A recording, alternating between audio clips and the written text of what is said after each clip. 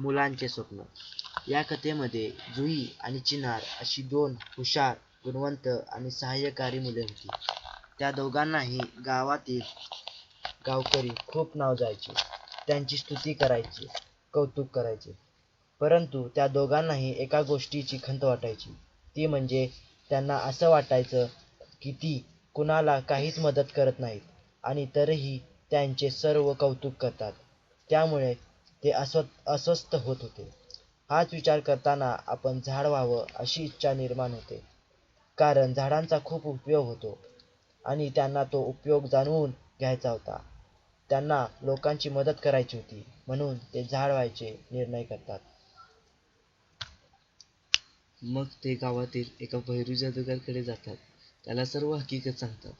तो त्या दोघांनाही संमोहित करतो आणि त्यांना झाडाच्या अवस्थेची जाणीव करून देतो. ते दोघेही झाड झाल्याचे अनुभव घेऊ लागतात. परंतु त्यांना झाडाच्या अवस्थेत कोणालाही मदत करता येत नाही.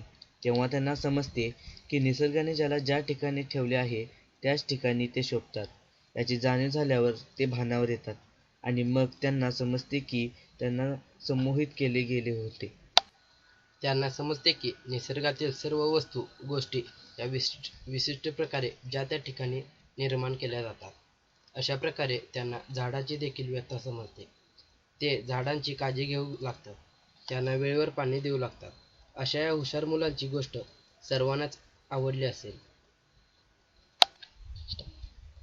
प्रत्येकाने एकमेकांची मदत केली पाहिजे.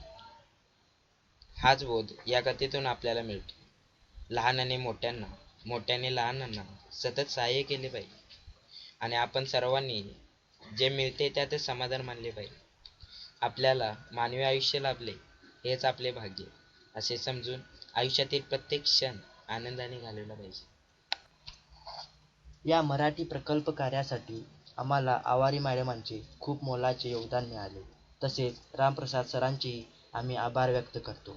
या कार्यासाठी अतिक मुलाने अक्षर जुळवणीचे काम केले. तसेच या पाठाचा सारांश लिहिण्याचे काम आशिष पाटील यांनी केले. यामध्ये नयन चोपडे व सिद्धिराज पवार यांनी ध्वनिमुद्रणचे कार्य केले आहे. या प्रकल्प पाहिल्याबद्दल तुमचे आम्ही मनपूर्वक आभार मानतो. धन्यवाद.